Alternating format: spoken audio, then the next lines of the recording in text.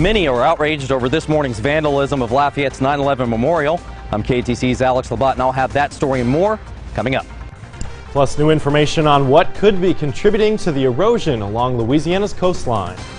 And the heat stays on into the weekend with slight rain chances, plus the tropics remain active. We'll have a full update. Live from the KATC TV3 studios, this is Acadiana's News Channel at 6. Good evening, everyone. Marcel has the night off. Tonight, a case of vandalism in Lafayette has Acadiana talking and the suspect behind bars. Lafayette police arresting 35-year-old Salvador Perez. The Lafayette man is facing charges of criminal damage to a historic building or landmark and criminal trespassing. Now, if convicted, Perez could face a fine of up to $1,000 and spend 2 years behind bars. This is what he's accused of doing to the monument, putting 2 cardboard planes on the beams from the Twin Towers. There was also a cardboard cutout of former President George W. Bush holding money and what appeared to be a remote, and on a nearby building, a drawing of a sniper. KTC's Alex Labat headed to the memorial today, catching up with residents speaking out on what they call a disrespectful act.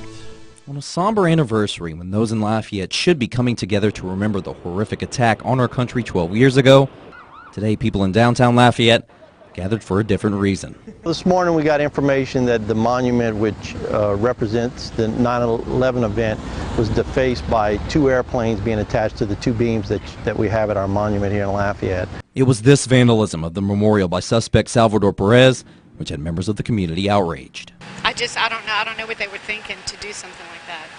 This is just crazy. I don't see why you would even put up the work and actually climb and do this. Now, while many were shocked with this morning's vandalism, Lafayette police were quick to respond and working to take down both the art and the artists. You know, this represents those lost lives and us remembering that event, and so that they're never forgotten.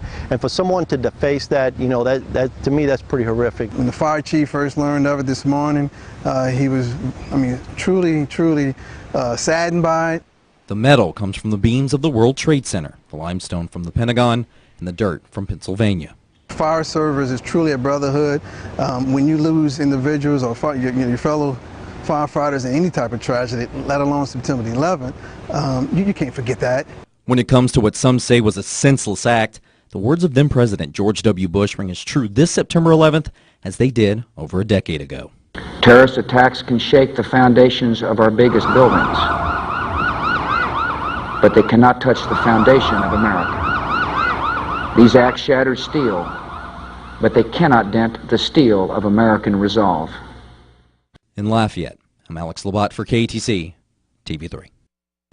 The NWO that was painted on the tail of one of the planes is believed to be in reference to the New World Order. A pyramid with an eye on the top was painted on the other plane. It's also a symbol used to represent the New World Order. Those who believe in the conspiracy believe that the 9/11 attacks were not an act of terrorism, but were instead engineered by the United States government.